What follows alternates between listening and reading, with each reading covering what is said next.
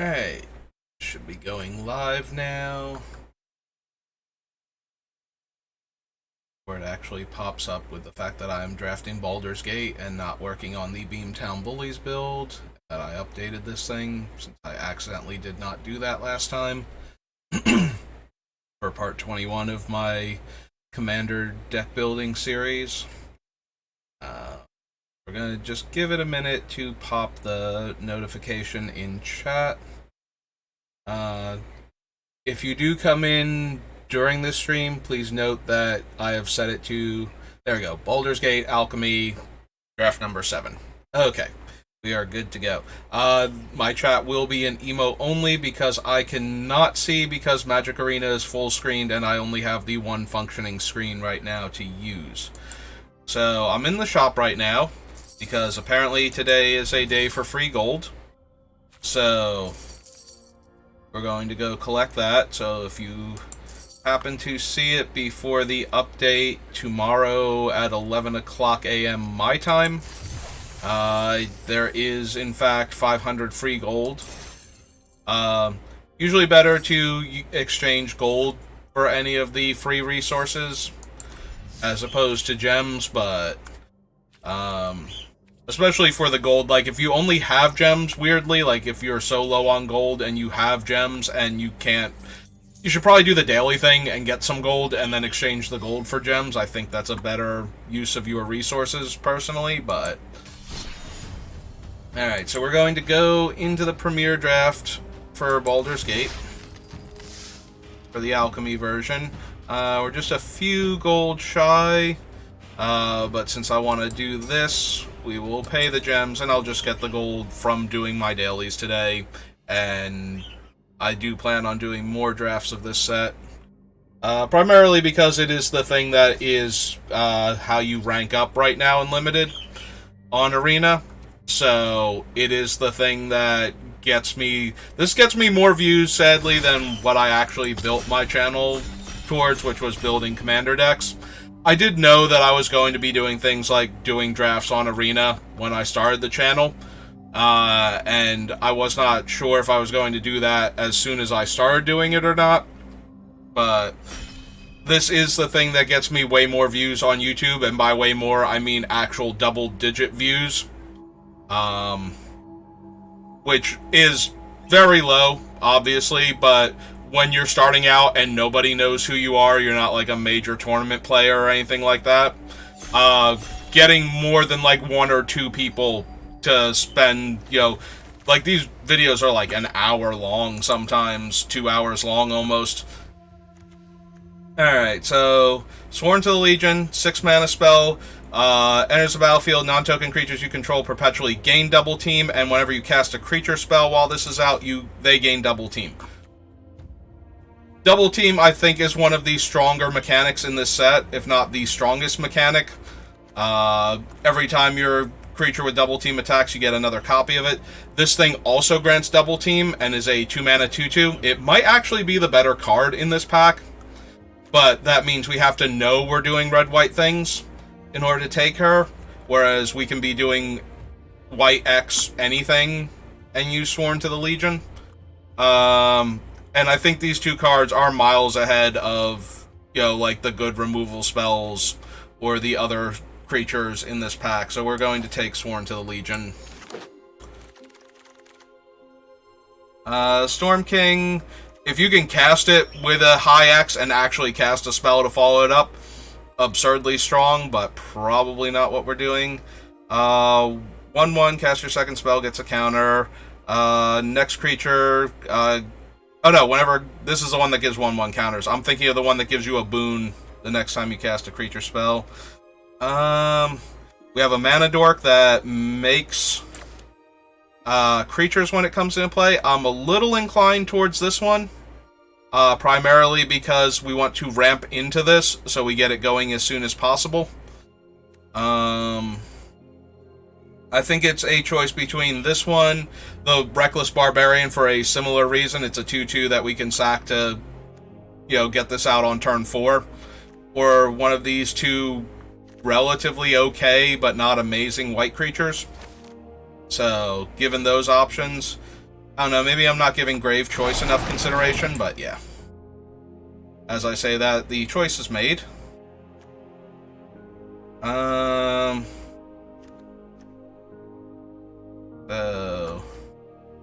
The only green creature is the Basilisk.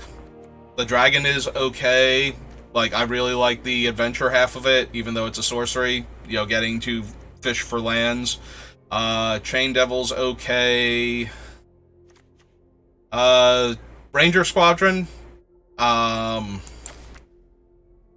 You know, the double team stacks, but we would have to be able to cast both of them, so that's 2 consecutive 6-drops if we got this out with this thing going. We could also play it and attack and get the copy and then cast this. It's either this one or the blue creature, and since I know we want to be white, I'm inclined to take the squad here. Owlbear. So, Bronze Walrus lets you scry when it comes into play and helps accelerate and fix your mana. Owlbear is a 4/4 trampler that lets you draw a card. I want both of these in my deck, more so than almost anything. There are some really good blue cards going around, though. We just saw the Dragon. Pseudo Dragon lets you give another creature an evasion ability. This lets you draw cards. This is like blue's only natural double team creature. So if we keep seeing blue, we might have to abandon one of the other colors in favor of it. Okay. Nope, we're seeing okay green still now. And Sworn to the Legion is strong enough that I want to stay closer to white. So we're going to take another Mana Dork.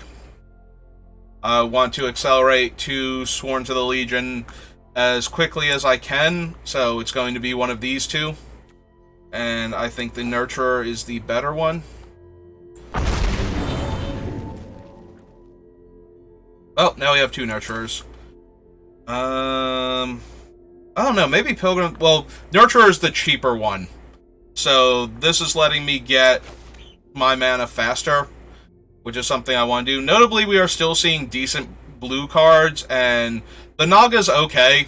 Like, don't get me wrong, once the Naga's down, it's a powerhouse while it's in play. But we are still seeing... Okay, now we're seeing okay white cards, like things that would definitely make our deck. I do have a... We have 3 accelerators, though, so I am going to take the Hill Giant Herd Gorger as a stabilizer that it gains me life, puts a large body into play. Now we're going to accelerate more. This pack, however, nowhere near as good. I don't think we're going to wheel the 4/5s, the Ropers. If we did, though, this would probably be the best card to have already taken. We'll take this one. It ramps us. Or we can take the 2/2. I think we'll take the ramp spell, though. We've got a bunch of ramp and already some very strong top end to ramp into. That will let us win the game fairly quickly when we get to them, so...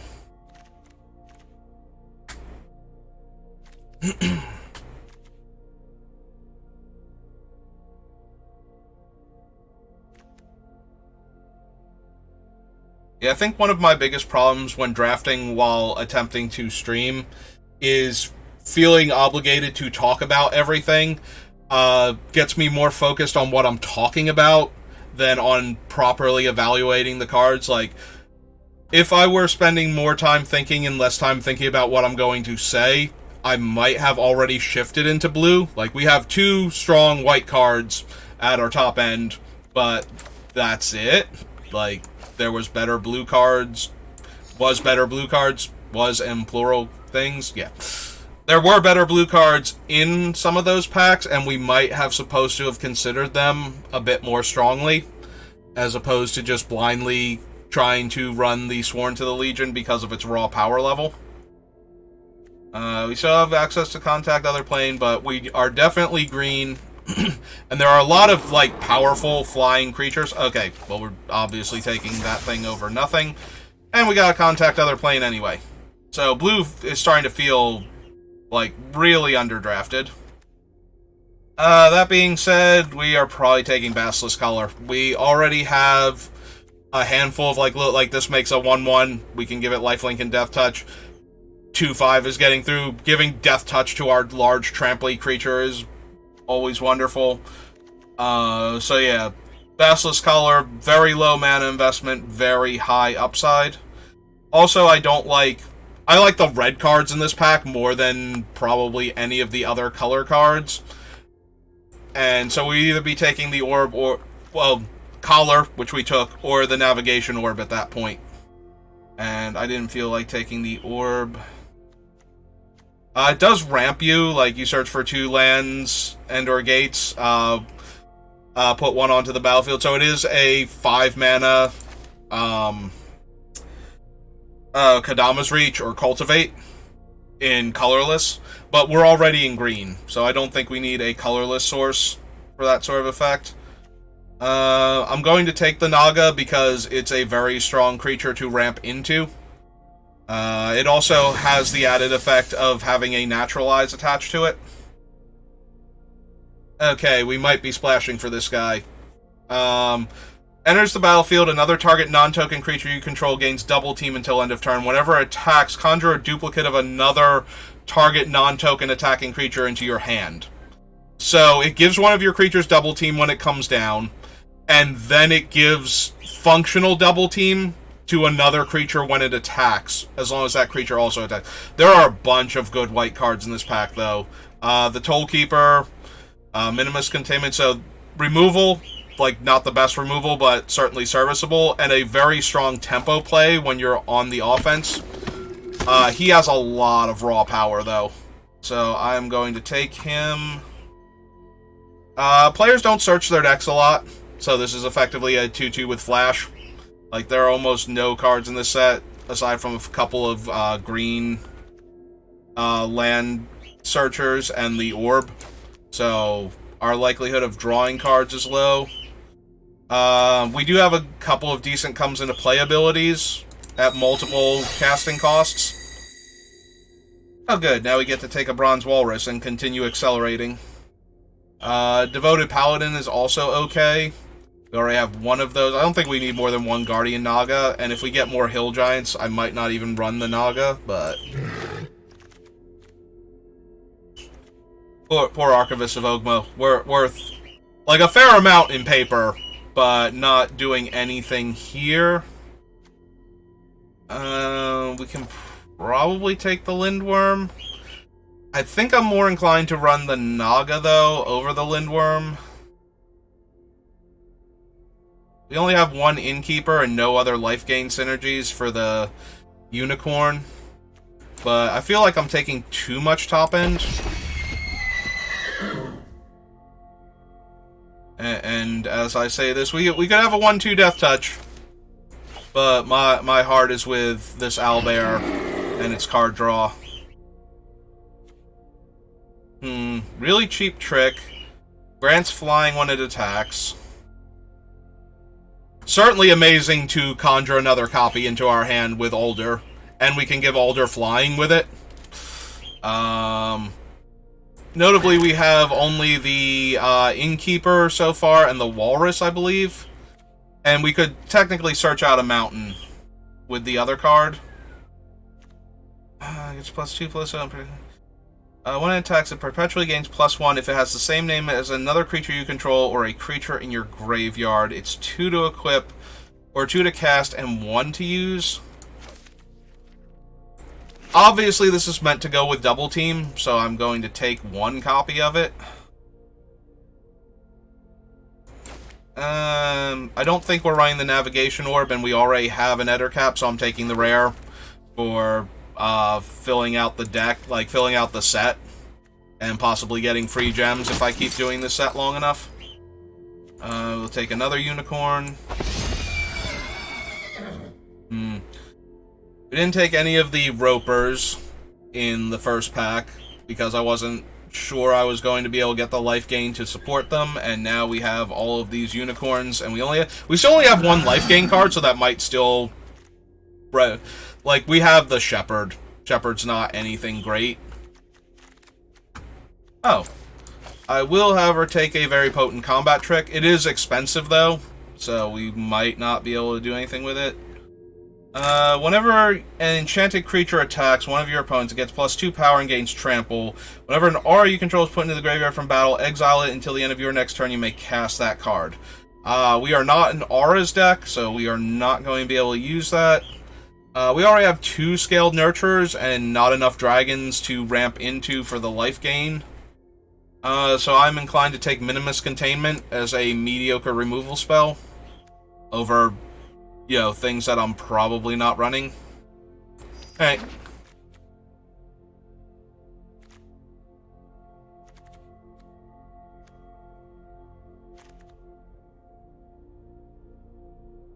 We are up to 21 cards, no land, so we need at least 3 more cards just to fill out the deck.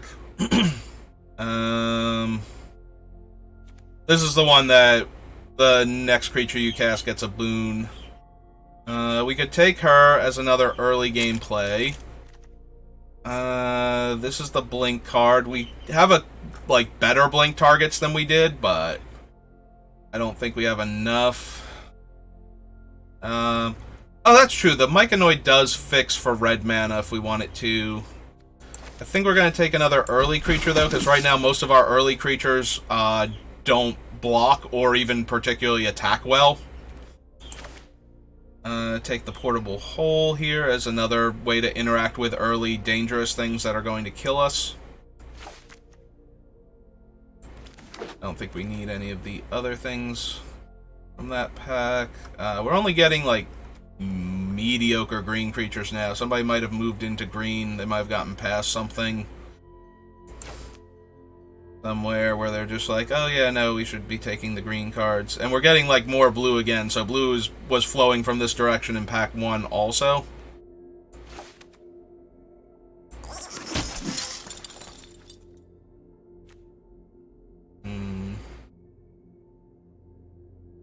Yeah, green's not great.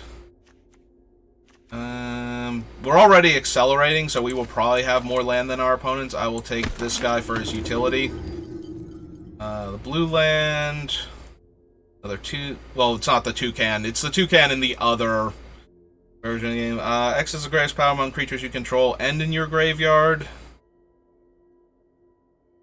So we need other stuff before him to have come out in order for him to actually be good. Or we could take Prophetic Prism. It might be Prophetic Prism, just to give us another red mana source. 6 mana, 3/3. Instead permanent you control left the battlefield, get a 1/1 Pegasus. And 2 mana, exile target creature you control, then return it to the battlefield. I like it as the trick, and then potential upside later. So we are going to take that on that idea alone. Get another Soldier of the Watch. We are probably not running any of these, so again, I am inclined to take the rare. Take the toucan over basically nothing.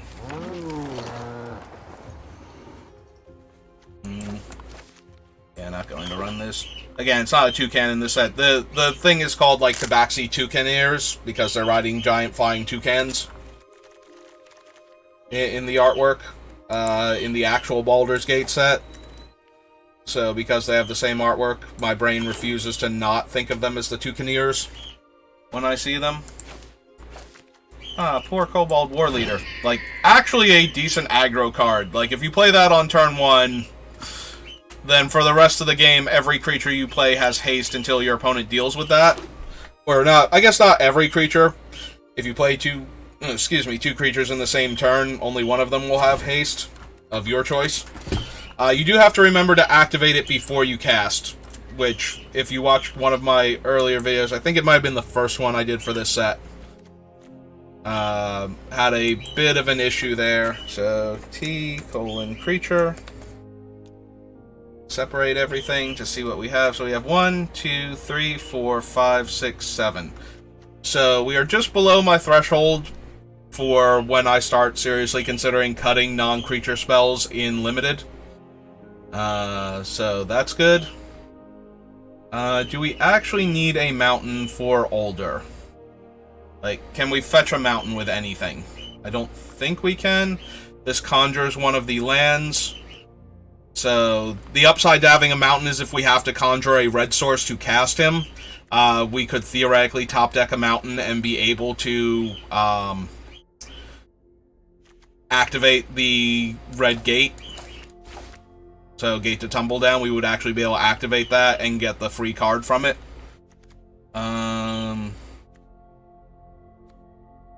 You have a fair number of double-colored spells, both in white and green, and while we do ramp in green, better than we ramp in fixing, we don't necessarily have access to double white as often, so we probably don't want to go down on mount or on planes. So we might be able to go 8, 8, and 1. And then we have the Prophetic Prism. We need a cut. We need 4 cuts, but we need a cut. Do we still want Prophetic Prism? It fixes, and it draws a card to replace itself, but it's kind of underwhelming when we're trying to be a beatdown deck as opposed to a control deck that needs to be able to cast its big bomby spells to win the game, which is what Prophetic Prism does better. Like, we would much rather be playing a creature we can attack with, or at least a ramping creature on turn 2 than the Prophetic Prism. So I think we're going to leave the Mountain in and cut Prophetic Prism, and then we have Mountain, Myconoid, Bronze Walrus, and Follow the Tracks as our red mana sources. We're going to keep the Innkeeper for the extra ramp and the life gain.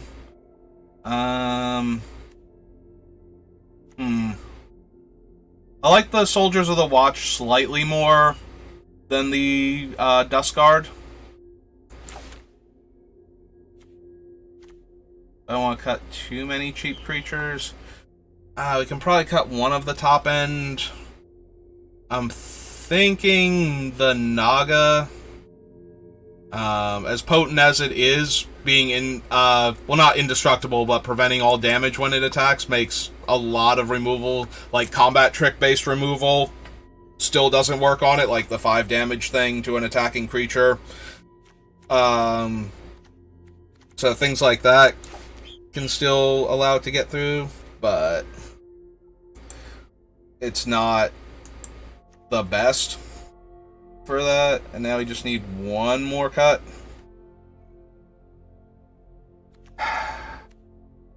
There are a bunch of dragons in the set. I don't mind having access to the Ettercap, but we already have a couple of flyers ourselves, and unless they're the ancient dragons, like, even most of the dragons in this set are, like, in the 3/3 range, so only the rares and mythics are really bigger than the toucan to begin with. So I like Portable Hole for getting rid of early problematic plays. I'm thinking of, like, the Gensai, the 2-mana double team 1/3 that almost always can get through for damage, like, or at least get in safely to get the double team effect, so you get the 2 creatures. At this point, it might be the Archery. It does give trample until end of turn. And we have Basilisk Collar, so having more trample creatures, like, it gives trample until end of turn, and then it gives our next creature a trample counter, so we get 2 potential trampling creatures that can combine with our Basilisk Collar to force through damage.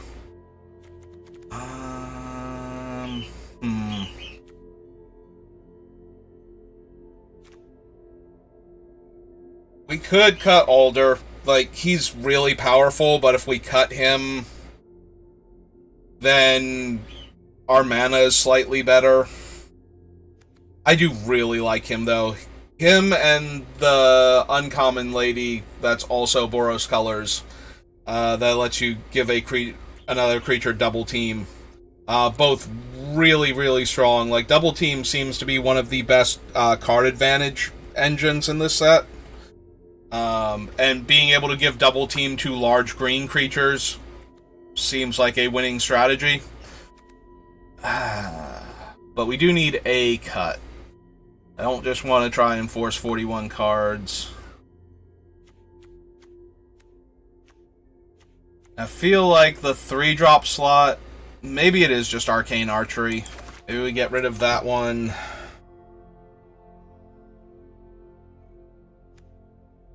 Because we're not, like, we have these as our 2-drops that can attack profitably, and then these guys are trying to mana ramp into our bigger things.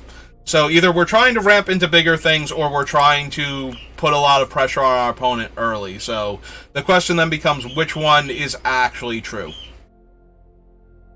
Because if we cut, like, the things that deal damage early, and try and make it so we survive to our late game where we will take over with our large angry creatures, I think we're doing better than if we try to split the difference. So the question then becomes, is there anything we should be running that lets us survive longer? Like, should we be running Dawnbringer instead of one of the Soldiers of the Watch, maybe, as a creature that blocks better early? And I genuinely don't know the answer right now. Like, normally I want to put pressure on the opponent early, so that way when our big stuff comes down, they can't just take it and, you know, or attack around it, because they don't care if we attack with it. Like, I want their life total to be under pressure before we get to that point. But at the same time, we want to survive. Like, if our opponent also plays an aggro deck, like, we have a bunch of creatures that are neither aggro to attack with, nor the best blockers. And so I'm concerned that we might be under too much pressure early on.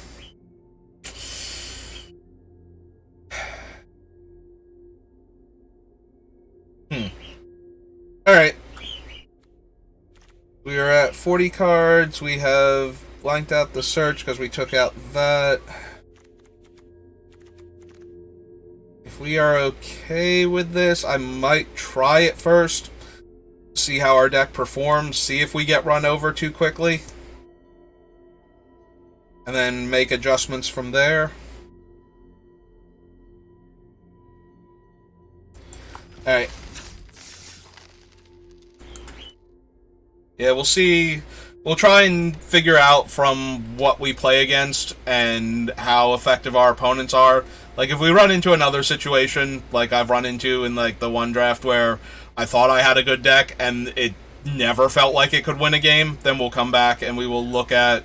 If we get into that situation again, we'll come back, we'll look at the cards again and see if I can adjust to what I'm playing against, basically, to either shore up the early game so we live long enough for the big creatures, or to put more pressure in the early game so that, and maybe less big creatures, so the ones we get to. Oh, we have been paired all the way up to Mythic. Well, fortunately, that's not necessarily a thing. We are going first. We have ramp cards and early plays, so yes.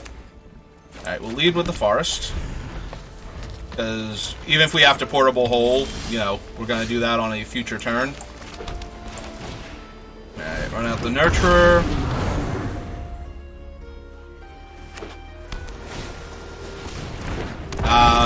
Opponent played a blue source, which implies to me that they are going to be the, potentially the Dragon deck, which is one of the stronger decks in this format from what I've seen and heard about it. We did lose to Miriam. Ooh, Baba Lysaga, also very strong. If you're sitting there going, maybe you should have Portable Hold their 2-drop, you are probably right. I'm not even going to pretend that that was not questionable in retrospect. Baba Lysaga is very strong.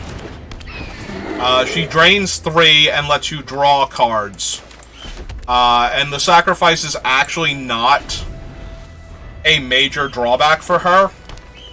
In a lot of cases, with Baba, you can actually get away with sacrificing 2 permanents if you have an artifact creature to work with. Alright, so we're going to try and put a ton of pressure on the opponent right now. We're going to cast Sworn to the Legion to give double team to the Owlbear. They have an Undersimplify. Wow. That hurt a lot. Oh. Do we want to offer the trade for Baba Lysaga? Baba Lysaga is too strong to just go unchecked. I think I'm willing to offer this trade. And yeah, they don't want to take it because Baba is actually super powerful. I was not actually prepared for Undersimplify there. That is, I mean, good card. Okay, so they're going to attack. This does tap Baba. So now she's not available to sacrifice things if we get any interaction for Baba. Or even their other cards. I will trade the 1/1 for the 1/1, I think, and just take the 4 from her for right now.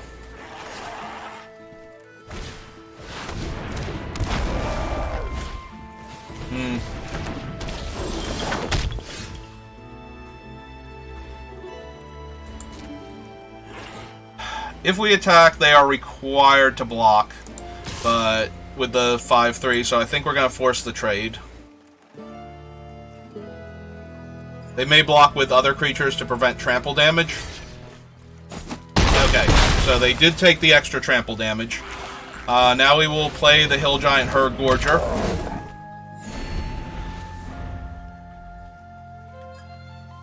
If they attack with the 2/1, we'll take it. If they attack with Baba, I'm inclined to block and force the trick if I don't think it's going to result in us getting, like, overwhelmed, essentially. Okay, they're just going to draw cards here.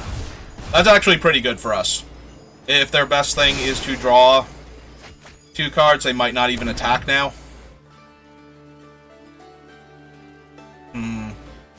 The downside... Okay, they have a Death Toucher, which we can exile, but I was going to say the downside to them not attacking here is that now they can block and kill it in combat. But I think they were planning to be able to do that with just the Death Toucher, so if we take the Death Toucher away, they might... And they don't have a 3rd permanent type yet for Baba.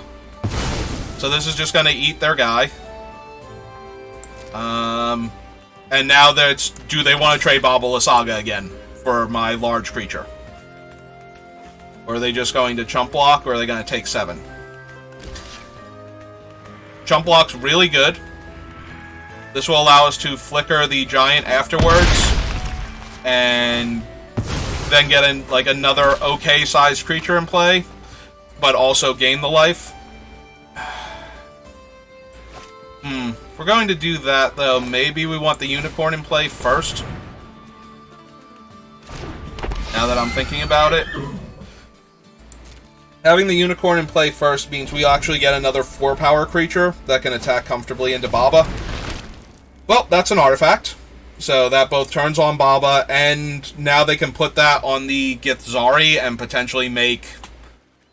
Yeah, we might just trade the unicorn for the Githzari. I forget if it will allow that or not. So, whenever attacks or blocks, it and zombies... Okay, so it'll be a 1/1 Death Touch when it blocks. That's a bit frustrating. Alright. Let's cast this with the dragon's mana, so that way we gain life and put a counter on our thing.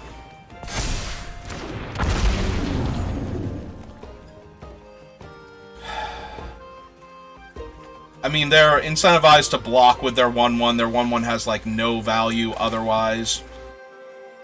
So, I'm just gonna run out the soldier so we can... Oh, but we can't attack with the soldier into Baba Lysaga, because she just very comfortably eats it.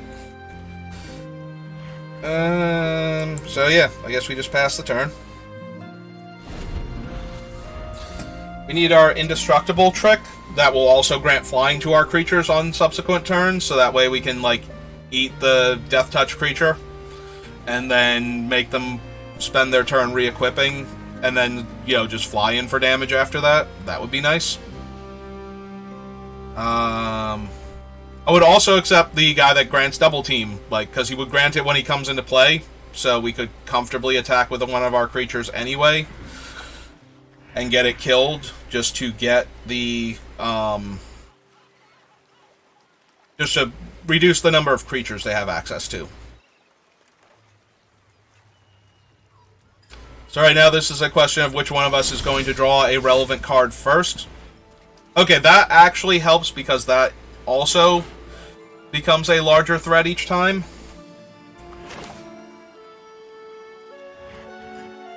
Alright, so we're going to run her out.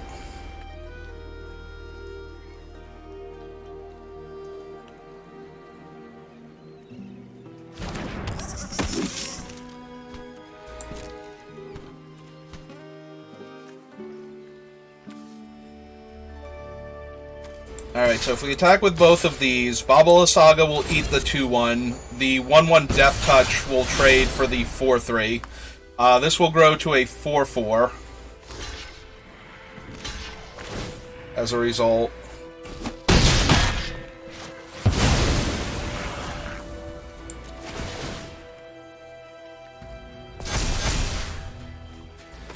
And then we can just play the Captain again. So now they have to re-equip, which will probably be Wizened Githzari. But after that, they have no creatures with power except Baba Saga, and I do not care about trading a slightly larger creature for Baba, as much as I care about trading them for 1/1s that they got for free off of their creature. Oh, are they... Ah, band together. Okay. Couldn't they have done that with the Death Touch trigger then? That might have been a mistake on their part. They might have been able to kill like 3 of my creatures without spending much on their side.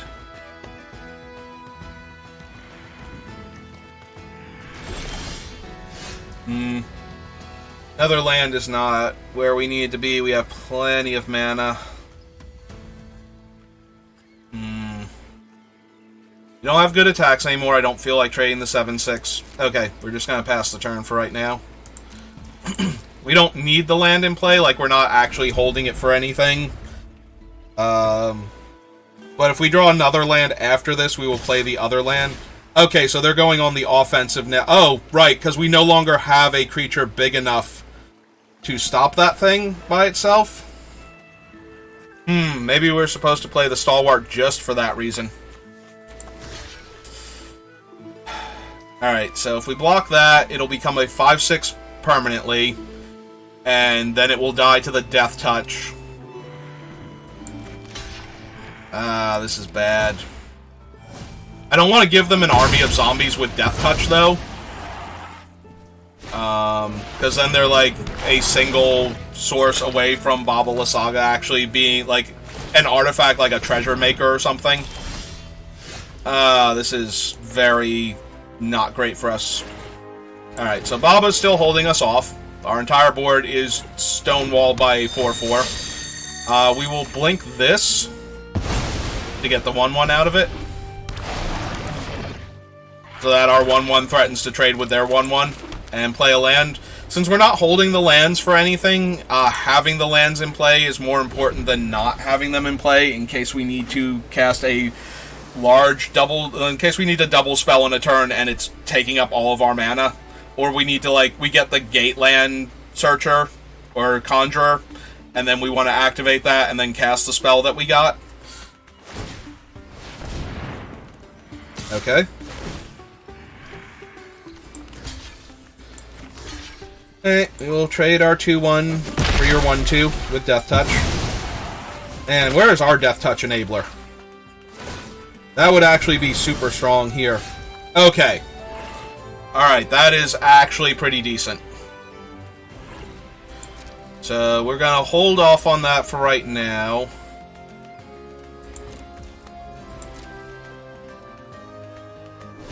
They might be tempted to eventually give Baba Saga the thing just to kill 2 of our creatures, because they haven't been able to find their treasure makers yet, to do the thing with her where they sacrifice a land and a treasure and a creature and draw a card. Or draw 3 cards, drain us 3. And she's holding us off, but not tremendously. Okay, they're just not attacking with their 1/1 either.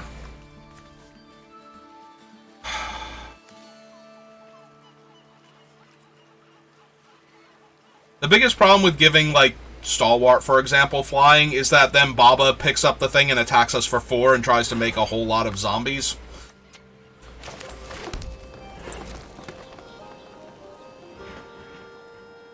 It might still be worth it to get the Griffin going before they find, like, a larger flying creature. But at the same time, I feel like blanking one of their removal spells that they're going to try and use to force Baba through, or like a combat trick to force Baba through. They have something here. It's giving them priority. Oh, technically they have priority from Baba because they can sacrifice the 3 things at any time. And they do have an artifact in play. Oh, that might be a problem depending on what they actually have in their deck. We haven't seen a single dragon from them yet. So that could eventually be a problem. Okay, and potential dragon problems are now dealt with.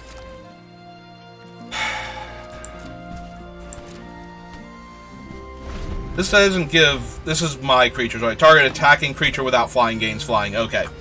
Like, I can't do the skeet shooting where you throw your opponent's creature up into the air and kill it with a removal spell that works on flyers.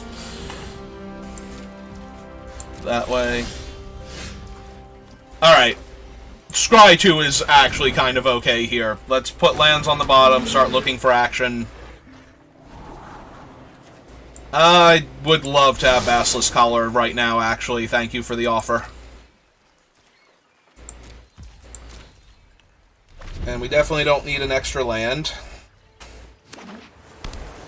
Our opponent has also been drawing fairly poorly outside of the Wand of Orcus. They have had nothing going on, so...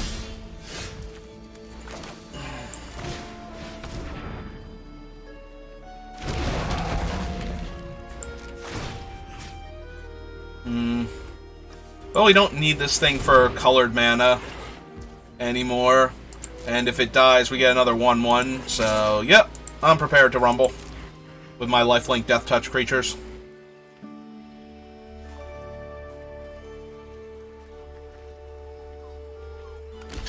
Yep. Juan gives Death Touch, they trade, I get a fresh 1/1. And a life. We will equip this to a 1/1 so we can block, you know, Baba or anything else that comes over to play. We're still holding up the Griffin and the Ettercaps thing. So, yep. They got more land. Okay.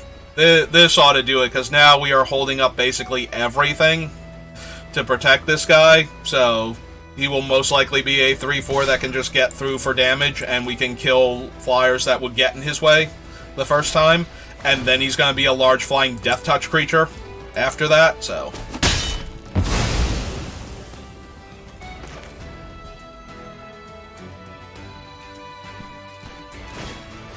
Alright, so we will cast him out. They do have black mana, which makes me inclined to hold up the... oh, it's 2 to equip? Alright, we'll play out the planes then, and yeah, we will equip with that onto this. I want to hold up the Indestructible trick, more so than anything else. I guess we were holding up with the Walrus too. But now we're also holding up the Ettercap if they have a dragon on top of their deck that they can cast. That would get in our way.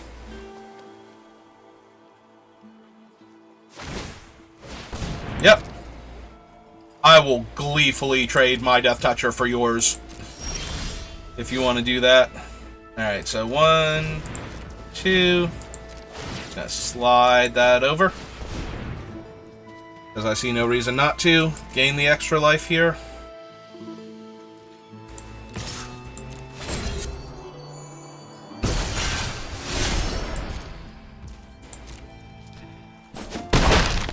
They have nothing.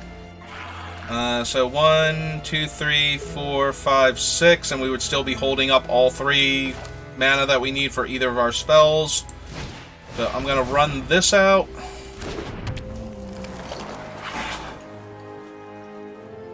Or we can just move the... yeah, I think we'll move the thing over. In case they want to attack with their 1/4 Death Touch. I will trade my 1/1 Death Touch instead for their zombies.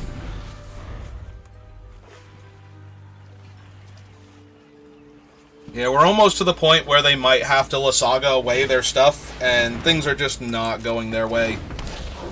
I mean, that thing can attack with the wand equipped, but I don't think that's anywhere near good enough. I'll probably just trade Stalwart for it. At this juncture, I have 6 power in the air. They're on a 2-turn air clock.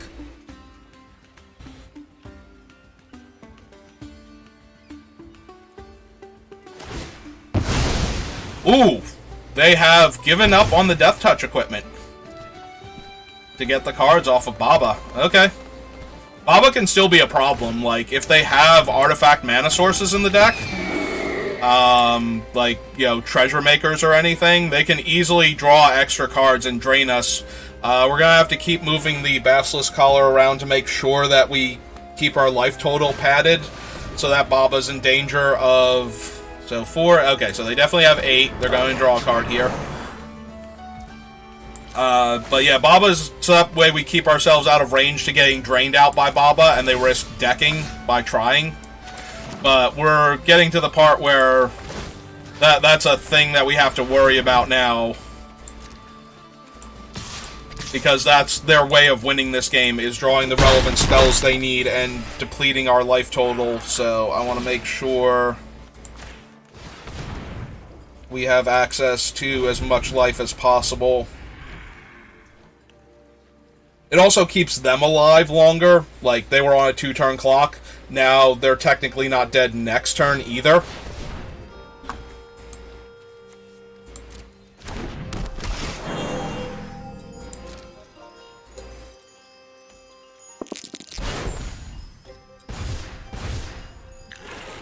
Okay. They are down to 5 cards in their deck, so yeah. By keeping our life total padded, we are out of range of just Baba Drain. So they might not have a way to win anymore. Like, they might play a Silver Dragon, or Copper Dragon, I think is the green one, and not be able to win anyway. Alright, I don't care about the Wizened Githzari. If given the option here, I will kill Baba over the Trampler. They only have 5 cards left, but if they have anything that will stabilize them, / get them out of this, they need to draw it as soon as possible. So I'm inclined to kill Baba and take less damage.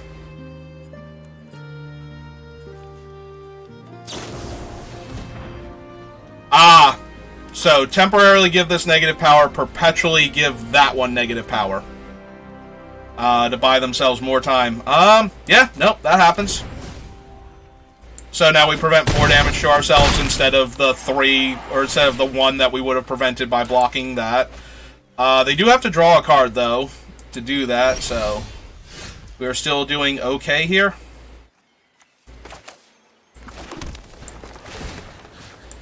So we're just going to equip that up. Continue pushing our advantage.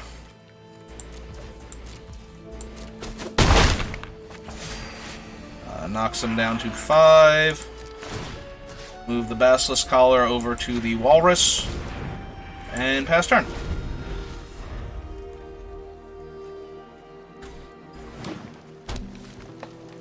Yeah, there's no real point in saving the 1/1 there, but I will definitely save the 2 Kinnears. Although they still now have us where we weren't going to win this turn, because of the extra 2 power we didn't do last turn, and the 2 power that we won't be doing this turn either. So they might just deck out. Yeah, they're running out of time. They have to do something here to get us dead. So yeah, pass to blockers. 2/2 on that. 3/3 up here. And save ourselves the 2 points of damage, I believe. There's not a mass pumping green that I'm aware of, so I think this is okay. They might have one single pump spell or another similar -2 power on our Walrus and then perpetual -2 on our other flyer. So that will make it a 4/4. And they'll have enough to cast that next turn. So that's noteworthy. Do we want to save that from destruction? We won't be able to get it out of the way to attack. They have 3 cards left in their deck. Alright. I think we're going to save that here. Mostly so that we can start using the Griffin now. If they have another trick and they've been sandbagging it this whole... Oh, wow! Exile the spell so we won't get the Griffin, and then they can cast... Do they get to cast the other aspect of it now? Or just the Griffin? Like, how does that work? Like, what are they give? They are given permission to cast it, and is it now on an adventure for that? Wow! That went very poorly for us. So, all of our creatures die. We only gain a tiny bit of life.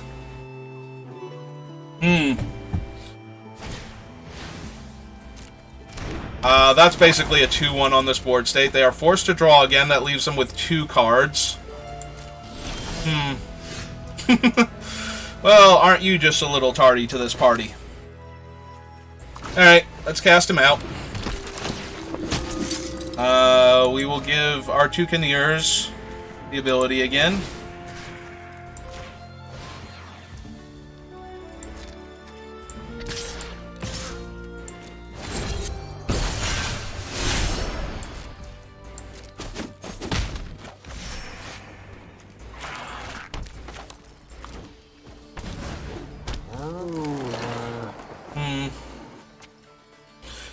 I think we'd rather have the creatures as blockers than as mana sources to re-equip the Basilisk Collar.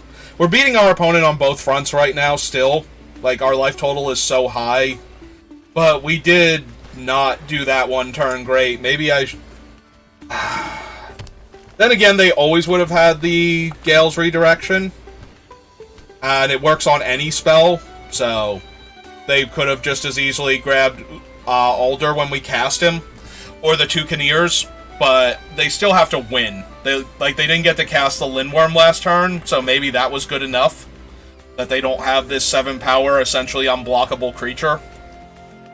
They don't have enough time, though. Like, they're so dead on so many levels that it's more semantics at this point. Like, how can we play better in the future so that we don't risk dying when the game is closer than, you know, like... How do we win this game that we're winning by such a wide margin? Like 4, 5, 6, 7, 11, 12, 16, 18 damage with one unknown card in their hand.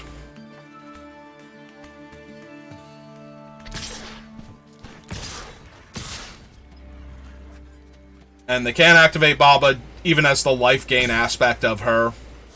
Like, they're trying to figure out how they can attack, so that implies that they have a way to deal with one or both of the flyers and gain life here. Alright, I'm willing to let him, you know, go down to a 1/3 and kill all of the creatures that we can and just take the 8 here. He's still technically a lethal threat. Like, if he can get through for damage. And it doesn't kill enough of their 4-power creatures. And there's their dragon to block with. And the Lindworm. And now they draw a card. Because they can't not, so they're dead either way. But, come back, opponent. I wanted to kill your creature. I think that's my, like, requirement for the day, is to kill X number of creatures. So I really super wanted to kill your dragon first. So that way you'd be dead to my flyers instead of to your own draw step. Alright, so yeah, I don't think we played that game the best towards the end, although we might have gotten blown out by Gale's thing anyway, Gale's Redirection. So there might not have been a great way to play around that lets me win the game. If they were going to be in a position. In fact, that might have been better to give them the trick and then the uncastable Griffin, rather than give them a double team creature that they could cast. Yes, we have the ramp, and then we have the things to ramp into. So,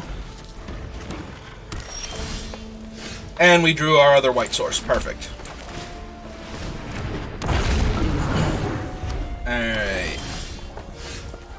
We do run the risk of them killing one of our mana dorks here, because they have red mana, but I don't think we can not cast our spells here. We just need to cast all of our things. Okay, they are the dragon deck, most likely. Alright, so we want to cast this one first, draw a card,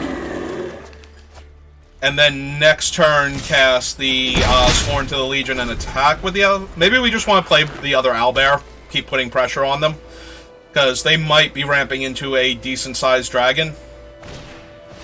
Or their own owlbear. Their own owlbear is also good. Oh, that's not even nice. So we will cast out our other owlbear first. Play the land. That also seems decent. And then we will serve for 4. I don't know that they'll block. They are tapped out. So, yeah, I was going to say, if they tap out, we get to Indestructible R's. And now we will attack with 2 owlbears next turn with the Legion out and conjure 2 more owlbears to our hand, most likely. There's Miriam. Miriam's like a house. We will lose to Miriam on future turns when they cast dragons. So we need to go quickly, and I don't think we go quickly enough here. Like, we're only getting to hit them for 8 damage here, or 4 damage, and lose one of the bears and get 2 bears to our hand, but I don't think that's going to be good enough here. Yeah. Sworn to the Legion, excruciatingly powerful card. Miriam the Spirit Dragon, like the Sentinel of Candlekeep, much more powerful. So it has double team and double team. Yeah. We're not going to have enough time to, like, we'll deploy these threats, but they'll play another large dragon, and yeah. So this is already like a 6-6, or, oh, it's already up to an 8-8, and they get another 8-8, yeah. Isn't it based on power? Did they lose an 8-drop somewhere that I don't... Or... Enters the battlefield with counters on equal to the greatest power among creatures you control and creatures in your graveyard. Oh, and then it got an extra one, so it's 7 power plus... Okay, gotcha. That's where the other power came from. So yeah, now they have 2 8-8s on the ground and a 7-7 flyer. And we have next to nothing.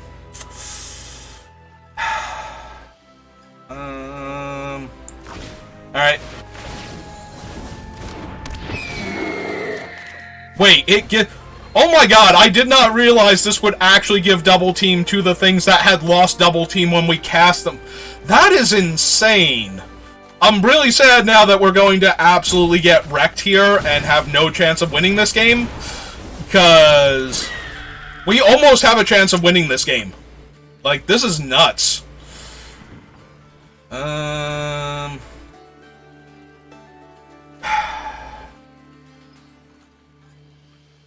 think I want to... Do I want to just get the other 2 copies of this guy that we can then cast and get more copies of this guy? Because I feel like we might. Because we might actually be able to start making enough ground creatures to lock up the ground by getting 2 of these every time we attack with one of them. So we lose 1 and gain 2. Yeah, okay. Our deck is way more nuts than I thought it was, and I already thought it had some really good stuff going on. If we can manage to defeat a ramped into... Okay, they took out our flyer before we could attack with it. And they have another flyer that can make their large ground creatures flying. Alright, I was just starting to get hope, and you have dashed my hope spectacularly, sir. Good job. Also noteworthy that that is a dragon. Pseudo-dragons are dragons for the purposes of card effects. I forget it. I genuinely forget if they are dragons in D&D. with the name Pseudo Dragon, but alright. I need the Ettercap to kill something. Preferably a lot of things, actually. We are 1 mana short of casting a 3/4. I think we are just dead then. I think we have lost this game. That is very saddening. Alright, so he gains double team. But yeah, I think we're just dead. We're going to take 7-15 from their flyers. Yeah. Alright, we'll hold up mana, pretend we have something, and they will ignore that or try to go for it anyway, and then we will die. Oh, that's the one that doubles the attack power of dragons when they attack? Sure. 11, 12, 13. Okay, so it's still lethal. Like, they didn't miss lethal by doing that, but they probably just sort of chucked one of the 8/8 dragons into the air to kill us.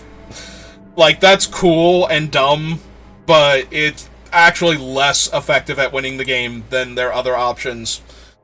Like, to just put 16 extra power in the air with the pseudo-dragons probably would have done them better. But we were losing that game by a wide margin anyway. Miram is just so powerful. I don't think she's the most powerful card in the set, because you have to get other dragons. Like, there are some cards in the set that just win you the game literally by themselves and what they do. Like Tasha, or even the Hourglass Coven might be overall stronger. Oh, I just realized we don't have a natural white source in our hand. I saw another land and I was like, oh cool, we have our 2 colors. I am going to get horribly punished for that, aren't I? This is not good. Also, our opponents played blue, so now they play a mountain or a forest, and we get to worry that we're playing against another Miram deck.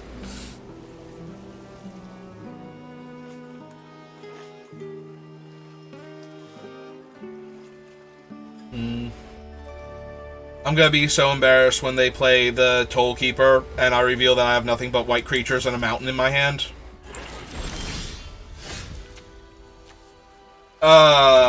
This is so bad.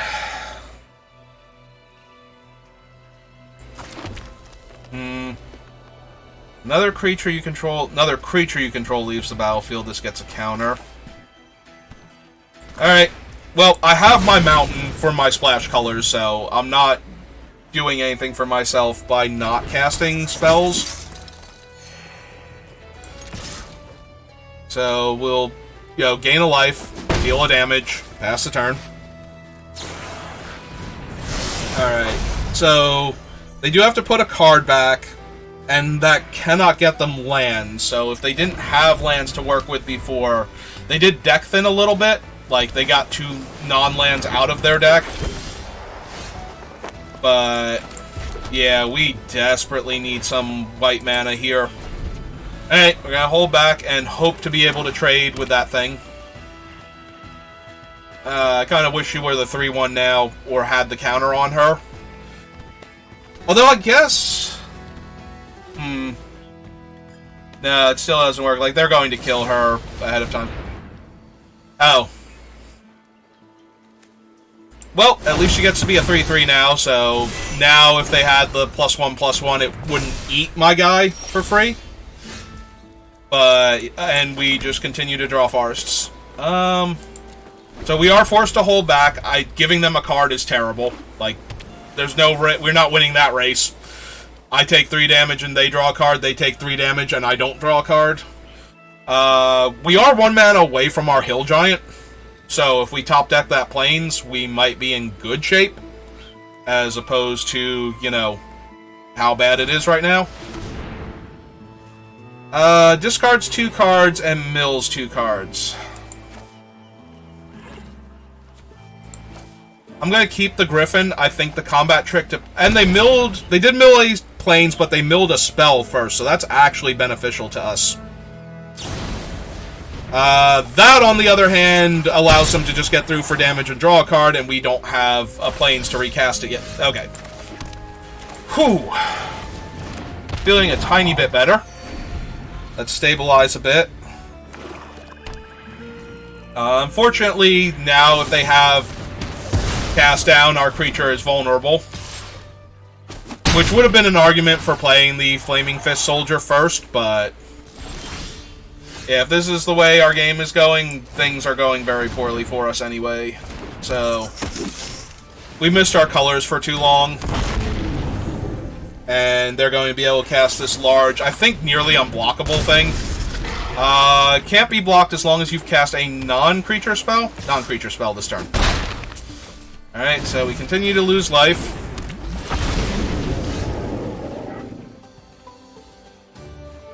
All of our options are terrible forever. We're actually going to run this out just to gain the 2 life off of it. And to gain access to more mana in case we draw something. But yeah, we don't have double white, so we can't cast the Sworn to the Legion to give our guys the ability to be more impressive and possibly get us out of this. And yeah. Also, they've cast a non-creature, so we take 6. Yep, can't block him.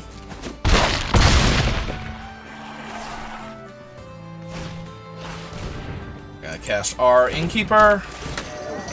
Yeah, we are just dead next turn if we don't get anything, so we're running out this guy as a way to block the Manticore. Sure. Yeah. No, we've lost. Like, that was a bad keep on my part. I'm going to lean back in this chair, the old creaky one, if you watch any of my other drafts. And now we die. Okay. Sorry, opponent. I'm just going to concede to that and save myself a couple seconds. You have an unblockable 6-power creature and a 2-power creature, and yeah. Alright, so we got run over pretty bad, but that was partially my fault for keeping. So yeah, our losses have been to my questionable keep into a bad draw, and to Miriam, who is an absolute house. So far, not unreasonable. Like, I don't feel like this deck is particularly bad, but we might wind up with a 1-3 anyway. I do like what we had going on. Like, we have a lot of powerful cards to ramp into. So, as far as that goes, I do think we have a good deck. Like, I think we have just the right combination of ramp and ramp thing, like ramp payoff. To the point where I like the deck. Also, we have a Basilisk Collar, which is just a very strong card. Like, it turns everything into a trade and makes it difficult to race. Also, we have a Basilisk Collar, this Soldier, and the Unicorn, so I'm keeping this. We have both of our, like, main colors. Hello, opponent. How are you doing now that I've cast this Basilisk Collar? And you have no turn 2 plays. Yes, hello. Maybe the hello was for us having the same colors. Oh! Well! So, speaking of bombs, that card. Speaking of running into bombs, that card. They're not blocking here, we're going to get our 2 damage through. So now we play out the Celestial Unicorn. Hopefully we draw another land next turn so that we can equip the Legion and grow the Unicorn by attacking. But yes, so if you've never seen her, her shtick is that she is a lycanthrope, or actually no, she's technically a druid with wild shape, is what she is. So you choose what her alternate forms are. And when she dies, if she's specialized, she comes back from the graveyard, like, as her front self, I believe, but it might be her back self.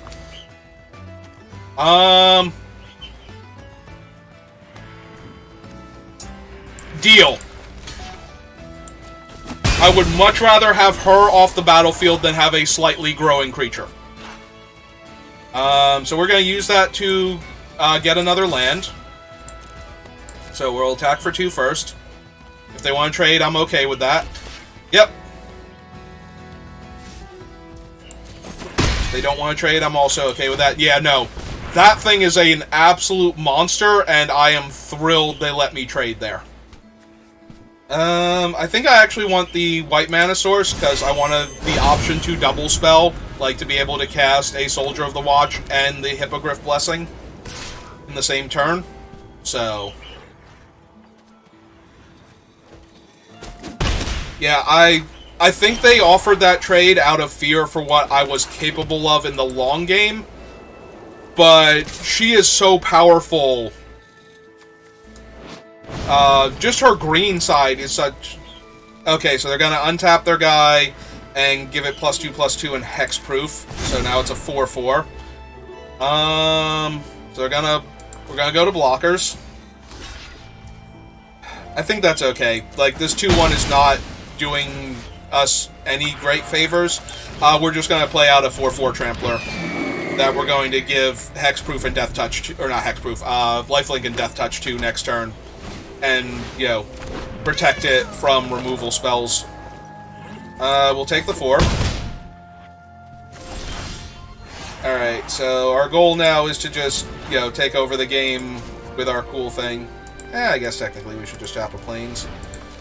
Alright, so put that there. Go next. Swing 4, gain 4.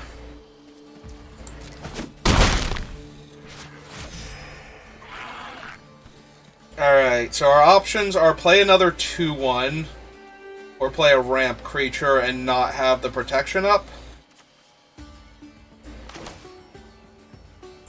Alright, I'm more inclined to play another 2/1 and not have the protection up then. Or, yeah, and have the protection up rather than play out a 1/2 that we can't tap for mana yet. Oh, did I play the other one? I've intended to play the one that actually still had double team. That was a misclick on my part. I genuinely thought I'd selected the one without the purple name when I did that. That's not great for us, but... as long as their removal isn't, like, Minimus Containment here, I think we'll be able to race them pretty comfortably. Even with the, large creature. Okay, they're gonna gain more life. Yeah, the fact that they'll put a large blocker in front of our creature, and then we'll just eat it because of the Death Touch and the Indestructibility, will actually give us some serious game against them, I think. Oh, more land, more better. So next... so they're probably going to block with the 4/4 first, so we won't actually get to kill the 7/6 here, but that's okay. I am more than okay with gaining 4 life and killing a 4/4 here, and dealing them a bunch of trample damage.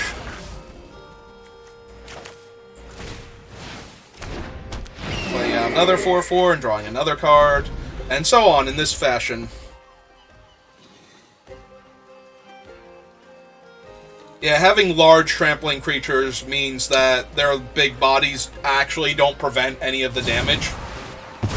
Ah, they had the Guardian Naga. That's going to get us killed now. Now we're no longer racing, effectively. And they're going to have...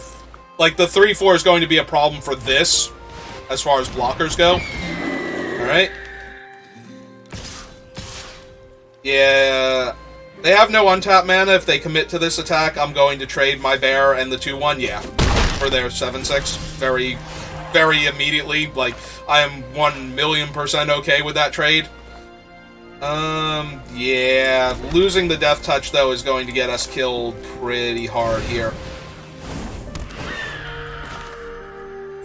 None of my stuff interacts with what's happening to me, so I'm going to play out creatures so that I have blockers. Unfortunately, now they can just play out the Toucan, and it will hold off my attackers. Like, if they don't play out the Toucan, it will actually give us an avenue to win. Okay, they did play it out, so I need to find the, Ettercap or Minimus Containment here to get that. Oh, are they going to not attack because they're realizing how bad if their flyer dies this gets for them?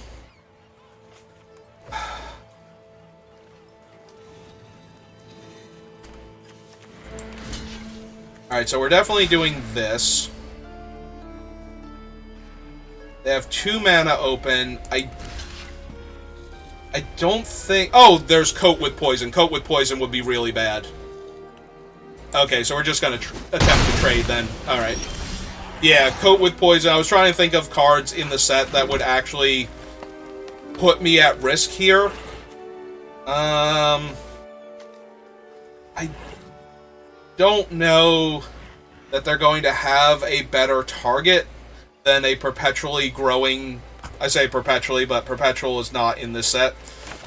The potentially continuously growing creature. But I still have the owlbear for right now. Like, it's only going to be a 3/3 next turn. So I think I'm going to hold off one more turn. And this will let us activate the white gate and fetch a card at their end step while developing out our board. So... Alright, they're going to cast the Lindworm, who can only be blocked by the owlbear at the moment. And there's Wilson. Wilson, I believe, is actually kind of terrifying in this set, too. Like, I think he can give stuff to creatures when he changes. Exile him from your graveyard. Target creature you control perpetually gains +1/+1, reach, trample, and ward. And I think he's kind of like that with the abilities that he gains. Yeah. So, pass to attackers. And we want to activate this now. Yeah, Wilson is very dangerous. Alright, so we got the Minimus Containment.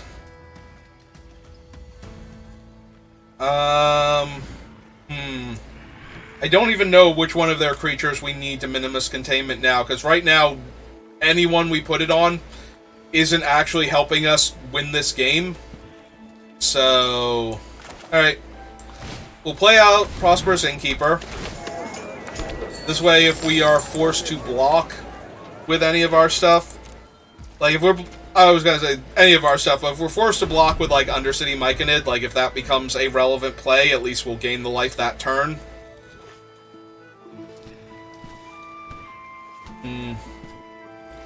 Yeah, losing the Basilisk Collar and having them have their own toucans is actually, like, the 1-2 punch of that is not helping us. We need to get one of our other big bombs, I think, and we might be able to start getting back into this. Like, if every time we attack, we conjure a copy, like, we could attack with the Blessed Hippogriff, and they block, and we use the copy to protect the original one, and then cast the other one, and continue doing that until we have an army of Hippogriffs. Like, we can do a lot here with the right cards. And they're not really super winning this game. We might have to shut down the Lindworm, though, if it starts getting rowdy. But right now, we at least have stuff going on. I didn't consider that. Wilson is a 2-drop on the other side, isn't he? Well, when I lose, we can go back to here and go, you know Wilson was a 2-drop, right? Like, if you want to leave a comment in my YouTube section about how I definitely needed to deal with Wilson here, you would be correct, and feel free to do that, because that helps out my analytics a lot. Because now we are going to die.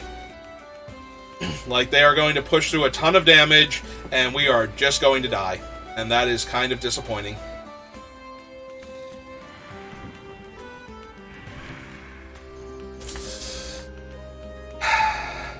Yeah, because now Wilson's casting cost when he's converted is actually...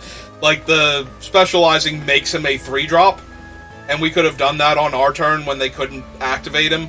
Yeah. No. By all means, tell me how badly I played this game in the comments. Like, I would appreciate the analytics, you know, the engagement, since I'm so new.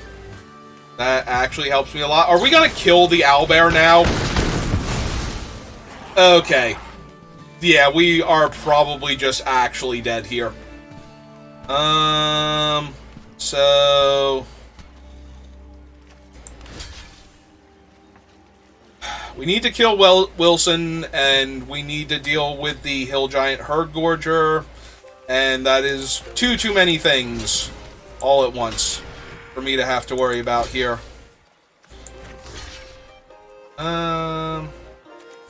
Actually, we'll just put him on Wilson also.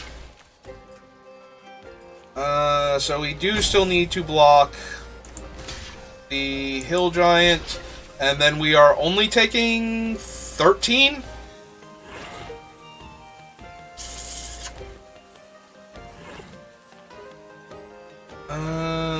Do we get any better by blocking anything else? Nope, okay. Yeah, no, I played this game very poorly, and I'm going to lose as a result of it.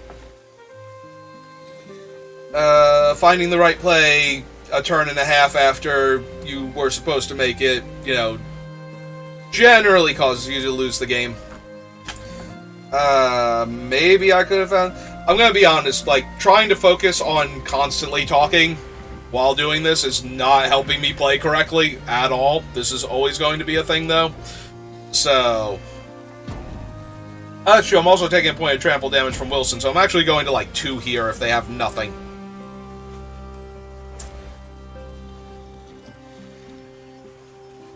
But yeah, no, we have lost this game, and this will be our 3rd loss, so...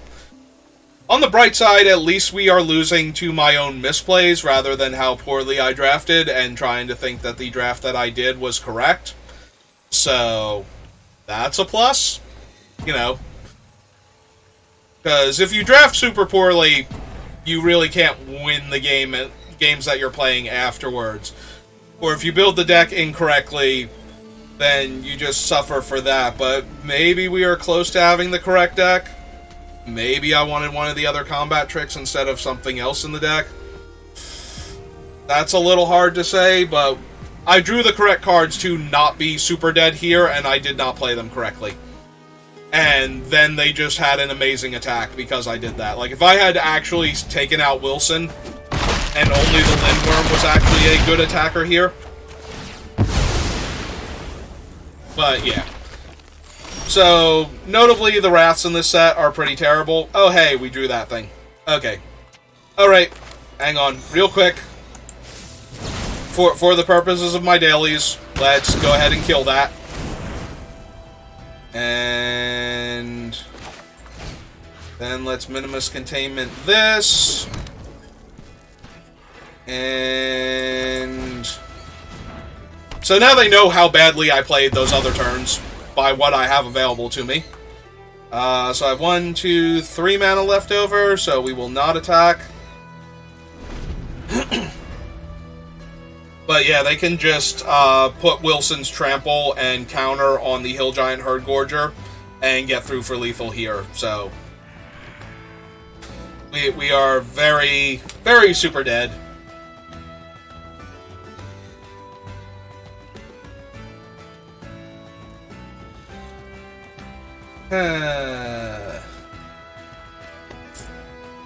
Yep. Yeah, I would prefer to be able to teach players how to play Magic better by showing them the correct plays rather than telling them what they were on subsequent turns. That would be neat, but I have to get better at playing while theoretically entertaining an audience first.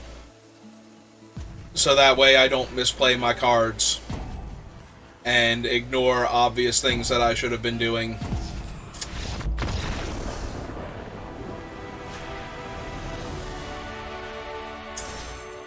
I'm not going to question that. I'm going to take it, and we're going to try to play better. Thank you, opponent. Your sacrifice has not been in vain. Hopefully we will now carry on and at least get to the 4 wins. I would like to get to the 4 wins. I have no idea, like, did they actually lose their internet connection? Did they feel so bad for how I played that? And, like, no, this player could have easily won if they had played correctly on the previous turn, that they were like, you know what? Thinking about this, I'm going to give it to them. They deserve it. I don't deserve it, but I appreciate the sentiment. Okay, so we do not have double green for this guy.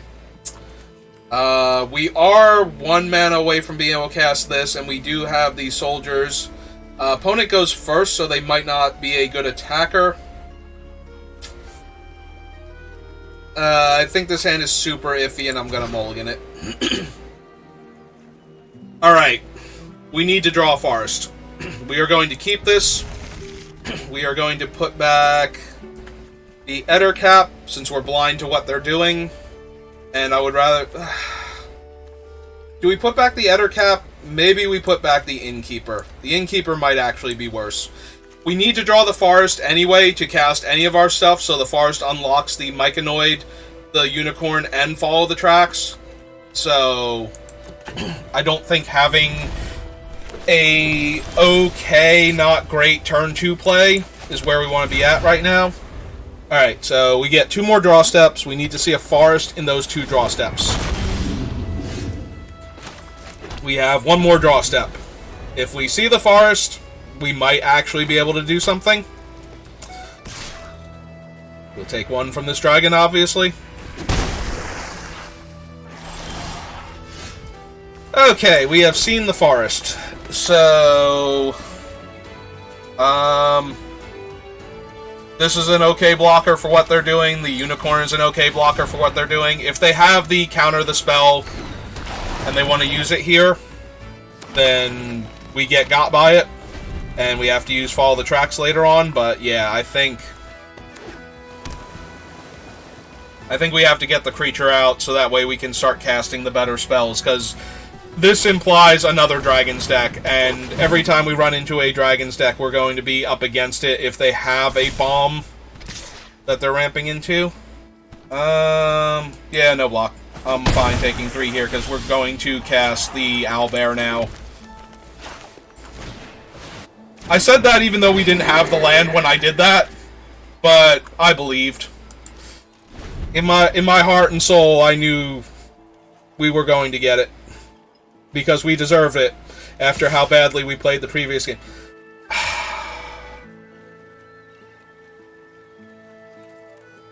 I would rather take the 3, keep the Owlbear, play Uthgar, and attack with the Owlbear, and then trade Alder for the 3/3 or the combat trick at that point. Alright, so we do need to cast him pre-combat, and he is 3 mana, which leaves us 2 for the counterspell. So yeah, we will cast him out. We have the mana to pay for the counterspell if they have it. So if they make him a 1/3, we're still going to do the same play we were going to do.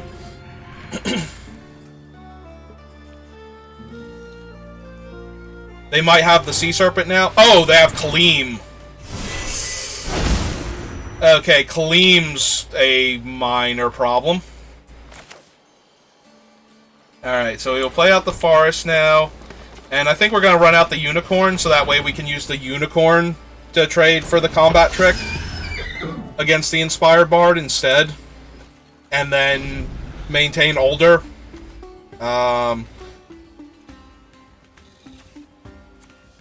Does he keep it from untapping?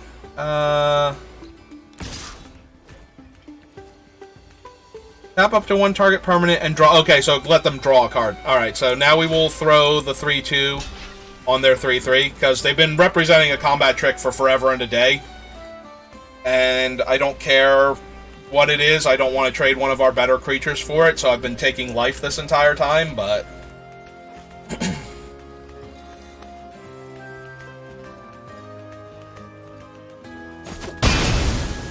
So they would rather keep the trick...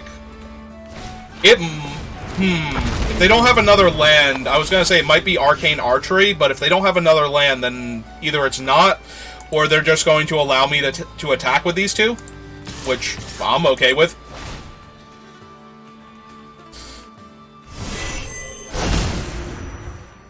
Yeah, even if you kill my Alder now in combat, I'm still getting another Owlbear for my troubles, so...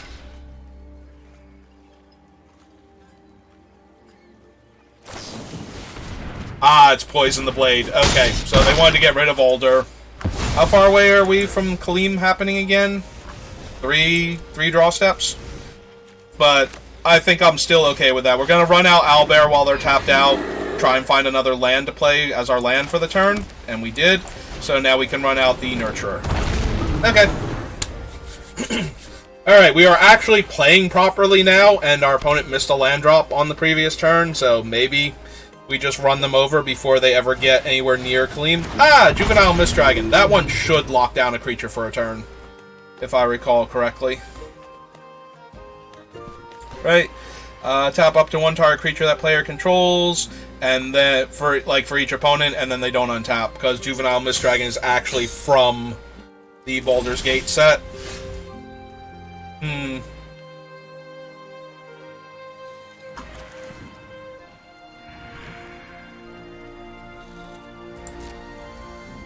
Okay, we will attack for 4. Oh, they're taking it. Okay. In that case, let's keep the pressure on. Yeah, as good as... So they have 1 card left. If it's not a dragon, they will draw Kaleem the turn after that. He's triple blue and 3. So they have not played their 3rd blue mana source yet. So it would have to be either this card or... Okay, Spike Pit Trap, we are perfectly fine. That kills one of our owlbears, and I don't care. Like, they already didn't kill the one owlbear to begin with, so now we have large angry trampling creatures again. It does cost 5 mana to activate that, right? So they're not even able to activate it this turn. So 3, 7, they could trade their dragon, like their big dragon and their bard for the hill giant. Or they can get in the way of one of the owlbears, but I'm okay with any of that at this point.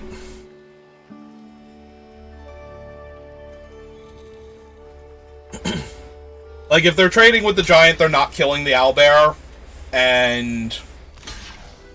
Okay, so they're just going to chump there. So they are taking 4. If I almost want to save the thing for Kaleem. What is Kaleem's game text? He has Ward 2, flying... Oh, hang on. I'm trying to scroll down on his giant wall of text here. Discard him. You get another copy. So he's just a big Juzam, or not Juzam, Mahamodi Jin afterwards. Okay. So I think we still want to kill him with the Ettercap is the thing. So I don't want to use the Ettercap here to deal 4 more damage to them. Unless they're going to do that. Now I want them to take 4 extra damage and lose their dragon and their Lindworm.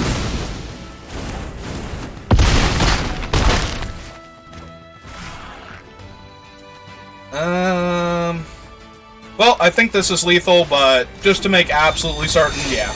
We're going to blink the owlbear and draw another card. Yeah, I would have been okay with that trade, and to make a move like that on a later turn to kill Kaleem, but since they went for the Lindworm play, obviously we had to blow them out in combat and just basically put ourselves in the point where even playing Kaleem would cause them to lose the game. Because they're losing their other giant angry creature that can block, and Kaleem's not actually big enough to trade with the hill giant by himself. So...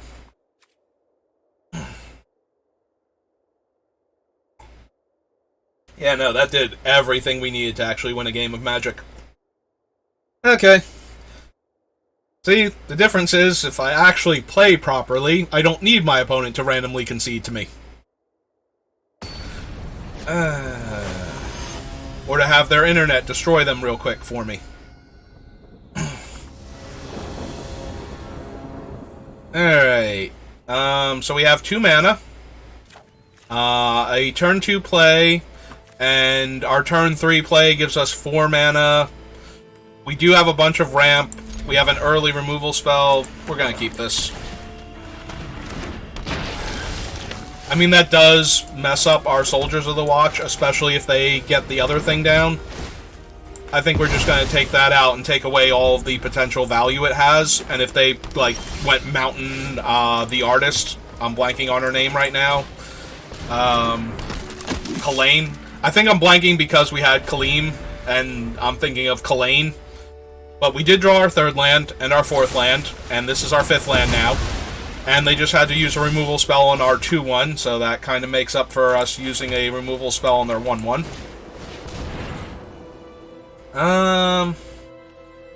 We have plenty of forests, so I think I'm going to get the gate. Because we have more double white than double green, I think. Is that even true? Is the sentence I just said true?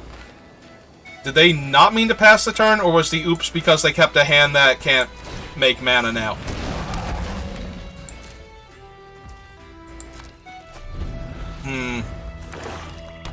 Maybe it was because they meant to play a land that turn. Regardless, we're going to play our toucan next turn, and if they can't kill it, we're going to have a bunch of 3/4 flying creatures, one of which will have lifelink and death touch. Okay.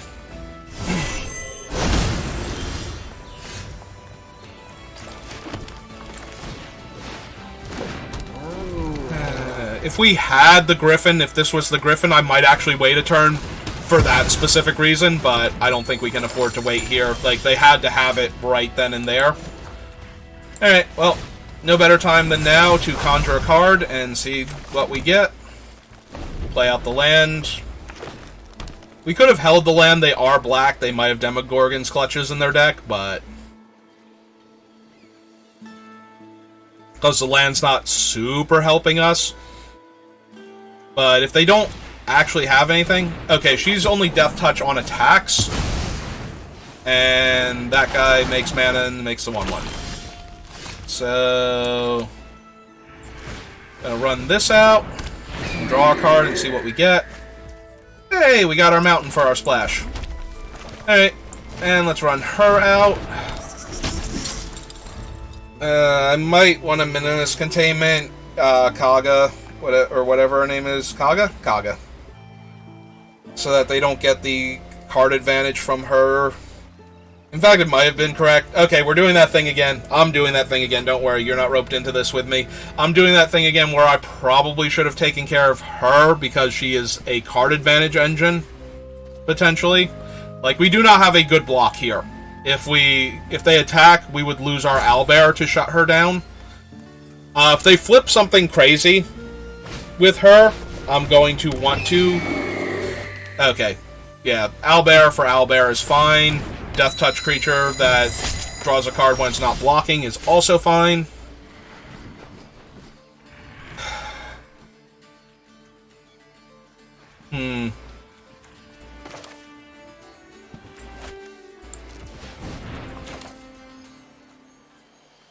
Yeah, I think the game is close enough. I don't want to lose to the card advantage that she provides. We're gonna actually get her going because their blocks are terrible. Like, they can trade their 2/1 for my 2/2, but they don't get the card draw when it's, you know, on block specifically. So we just get to gain 2 life here. And then we can play out the Nurturer and move the Basilisk Collar over, maybe? I forget if we played a land this turn. We might have played the Mountain this turn, so we might only be able to play out the Nurturer. They traded the owlbear for her. I accept. Your terms are acceptable to me. Are they planning to just trade the 2/1 Death Toucher from... Okay, they're going on the offense with it. I will gladly take 2 damage here. Like, what are you going to play that I'm not going to attack into? A small Death Touch creature, I guess? Like... Okay. But we still deal trample damage. Like, that's not terrible. Are we putting her in the graveyard to reanimate later? Okay, no, they chose the treasure that the Skullport Merchant made. Play to land. Yeah, they do get to draw a bunch of cards here still. Like, they have plenty of sacrifice fodder, but... yeah, unless they actually have, like, the poison or something here, they're going to be trading, like, either multiple creatures for my owlbear, or they're still going to take, like, trample damage. And I'm gaining 4 life, so yeah. Nope, this is all good. 1, 2, and this is just a land now, so 3. Got the Myconoid. And we're gonna slide this over onto the 1/1. Ah, good, it even held up white mana for me. That's nice of it. Since that's the actual trick in my deck. At 1 mana. Okay, now they're gonna trade her for another card. They are drawing a bunch of cards. Like, they got a lot going on, potentially. But... whereas we will only have... once this owlbear dies, we're only gonna have, like, a 1-1. So... hopefully we draw something soon, but yeah, the Basilisk Collar does give us a lot to work with. Like, even once we lose this, at least we'll be able to drain them for 1 a turn. Because they're not going to want to trade their 1-1s for, you know, my 1-1s. Ah, they found a Grim Bounty. And now they have another treasure sacrifice to draw a card. Yeah. Like, the game's not going terrible for us. Like, the only thing they've got going on right now is the Skullport Merchant. But it's not going great for us either, is the problem. We already have the red mana from the land, so I'm okay with attacking with this one. And then moving the Basilisk Collar over.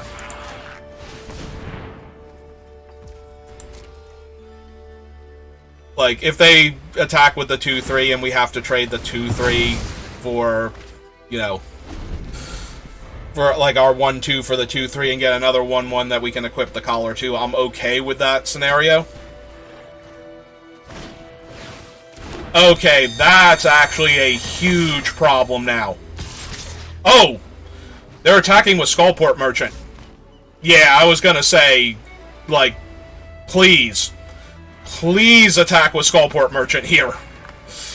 Like, I'm already going to lose this game. Please attack with that stupid thing. Alright, so we're going to lose this anyway. Potentially to that Grim Hireling. And the Skullport Merchant. And the massive card advantage / board control that they get. So we're going to need to get out of this. Like, we are now behind. Yeah. Good time to scry 2 lands to the bottom. Well, the Grim Hireling is at sorcery speed, so let's jam.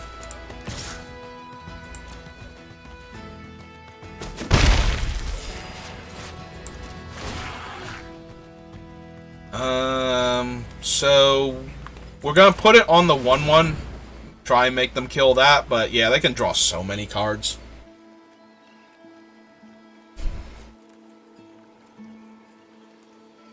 The only thing, maybe we want them to draw cards so that they're not advancing their board state by killing ours and then getting through easier for treasure. But yeah, Grim Hireling, Skullport Merchant, we're going to get buried by that very quickly. Okay.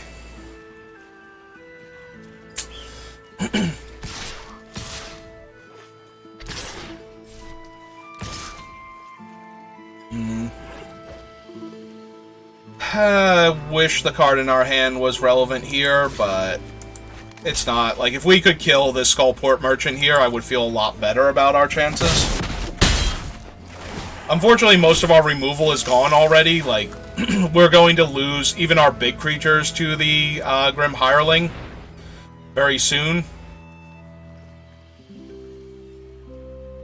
So, yeah, we're running out of time to get out from underneath that card, and we need to get it off the table, and then we need to deal with everything else that they're doing, yeah.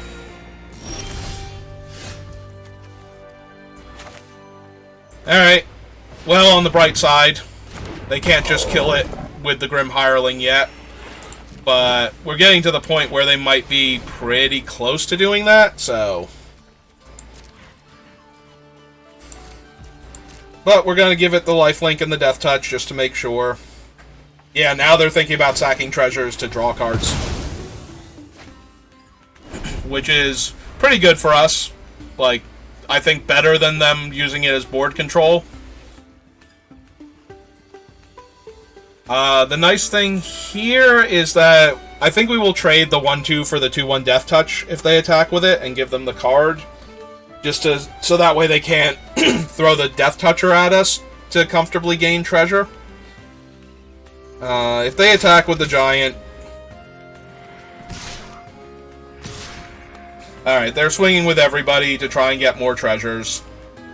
So they're going to get 2, so they can give -3, -3.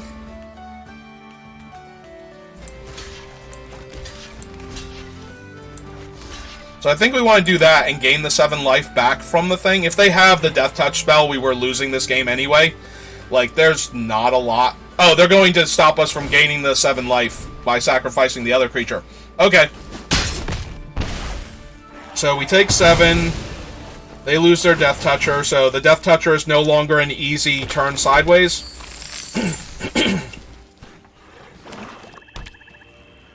To keep Grim Hireling going. So we've got that going on. Let's see if they want to kill one of our smaller creatures now, while they can. Ooh. That made a creature... Okay. Yeah, a 4 power, 1 toughness menace creature with what they've already got going on, probably going to be bad for us. Not gonna lie. Also, now they can exile their other creatures to get back Grim Hireling when we kill it. If we don't, depending on how we kill it. And we don't have any more effects to turn it. Like, if we turn it into a treasure, they could just sacrifice it. And we drew a land. Yeah, we are so far up against it right now. I don't think there's a card in our deck that gets out of what they're doing. We can do the old never gonna happen, but just out of curiosity, how many cards left in their deck before we die? Yeah. Alright, so if they attack with the Hill Giant again, we will put our Hill Giant on their Hill Giant and trade. If they attack with the 4/1 Menace creature, without killing our guys pre-combat, we will trade the Myconoid for the skeleton. And anything else, we'll figure it out from there. Oh, are they going to exile? Ah, nope, they're going to kill the Myconoid. Okay, so now they have an easy, attack for 4 here. If they turn the Hill Giant sideways, though... Oh, they're going to kill both of our creatures and just get in for, what, 6 then? Most likely? Oh no, they are going to let us trade. Cool. Alright. Easy trade.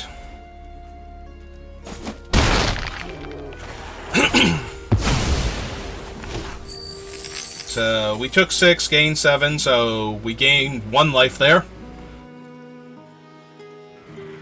Yeah, fortunately the altar does exile, so they won't get a draw if they do shenanigans here. But yeah, they do get a 7/6 back, so... enters the battlefield, exile up to 1 target non-warrior creature you control. Alright, well, we're playing this out. And we're sad. And we're going... Yeah, our opponent's deck has so much value on the table right now, and we interacted with their early game enough to stop them from getting a ton of value, but we would still be losing to this, even if we had kept the removal. Oh, cool, that actually just kills our creature and lets them attack us for lethal. Yep. Well, we got a free win that we didn't deserve, and then we managed to make a win out of the next game. And yeah, that deck had a ton of value, and we did not have anything to deal with it. So let's take a quick look at our deck. We're going to claim our prizes. Get our 2 packs. Oh, right. We're out of the event now. I wanted to look at the deck real quick. I forget how... Is there a way to look at recent decks that we've had?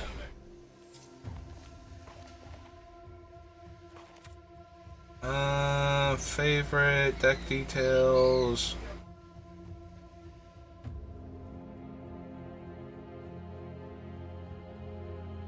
Yeah, I've got a whole bunch of old decks here, but yeah.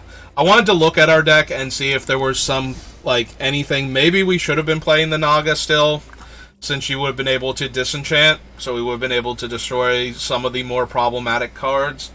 Like, maybe I didn't give her enough respect as one of our options at the top end. I definitely wanted the Hill Giant because it's just bigger than anything and comfortably attacks into stuff, but maybe we should have cut one of the earlier plays for another Naga. And, excuse me. And just had more top end to ramp into to win the game with. Like I said, sorry. Getting all worked up, and yeah, now my stomach's, So, anyway, moving on.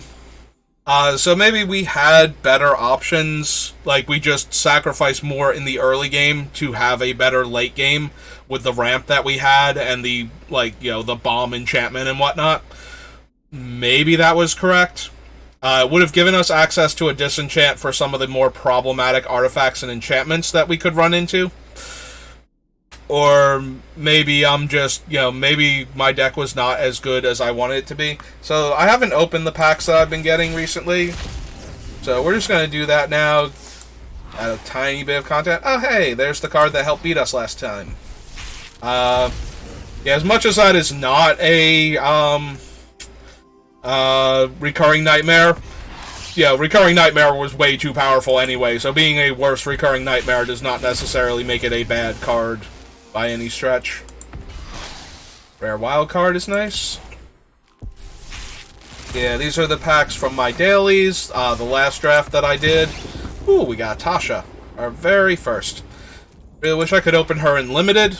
That way, when I misplay and lose with an awesome deck, it will actually be an awesome deck instead of, a good deck. But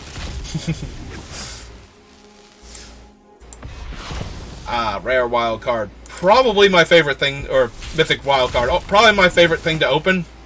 None of the... I don't craft cards because I save them in case I ever do an event that would qualify me for a major tournament, and then I need the cards. We need to kill one more of my opponent's creatures. If that one person had not conceded when we had the Eder Cap in hand to kill their dragon, I'd be done by now. Okay. That's enough for me for this draft, though. So, sorry that I didn't play better. I really did not do anybody any favors by showing just how poorly I could play there. But I hope we take that as a learning experience, at least. I'm going to try to be a little bit better. Focus on the actual playing the game. But I do want to talk because, otherwise why are you watching me? You're just watching me click the cards with no context as to why I thought this was a good idea.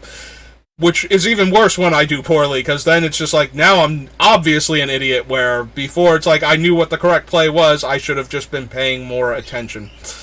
Anyway, that's going to be it for me for this draft. I'll see you next time. Thanks for watching, and if you want to see any of my other content, I'm SBR_BLD on both Twitch and YouTube. I'm building Beamtown Bullies for a commander deck, building like 2 different versions of it. The super intense version that's just trying to kill the opponents as fast as it can by putting the worst creatures with comes into play abilities ever under their control.